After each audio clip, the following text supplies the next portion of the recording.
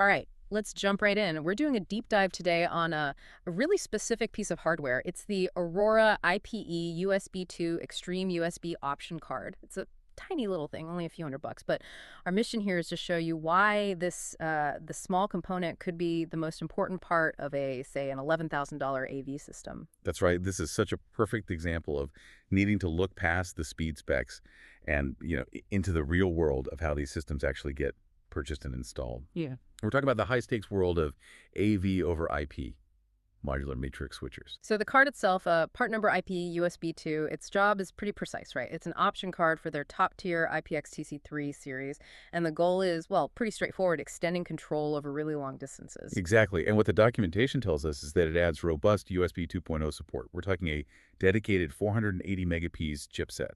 And for these professional installs, that specific data rate, 480 megabits per second, that's crucial for KVM. KVM keyboard, video, and mouse. Yep. If you're controlling a server rack from, I don't know, another room or another building, you need that connection to be rock solid, no lag. Okay, so given how specific that technical need is, let's talk about the price. It's $298. That seems like small change, doesn't it? But then you look at the bigger picture, we saw a related transceiver from the same line priced at, what was it? Over $11,000? Mm-hmm. So this is just one small gear in a huge, expensive machine. But here's what's really fascinating.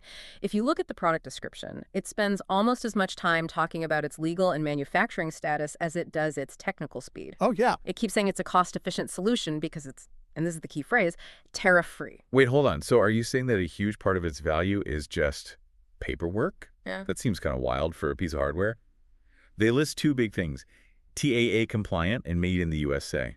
It sounds wild, but that's the hidden nugget of the pro AV world. TAA, the Trade Agreements Act, that is the golden ticket.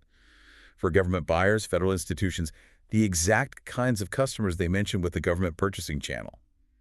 These compliance rules are not suggestions, they're absolute mandates. So if you don't have that TAA sticker, If you don't have that sticker and that Made in the USA guarantee, your product can't even be considered for the contract, period. wow. So the customer isn't just paying for the 480 megabits per second. They're paying to avoid a massive procurement nightmare.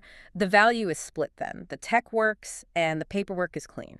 Precisely. We often hear about installers having to rip out perfectly good equipment just because one little non-compliant component slipped into the system. For that client, this little $298 card that guarantees Made in the USA is what makes the entire $11,000 system legally installable. So our deep dive really shows that this world of high-end AV isn't just about signal quality or frame rates.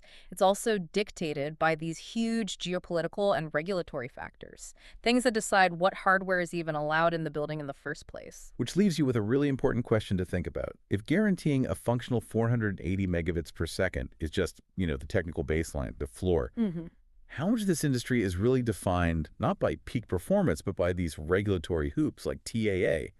The system has to be fast, yes, but first it has to be allowed.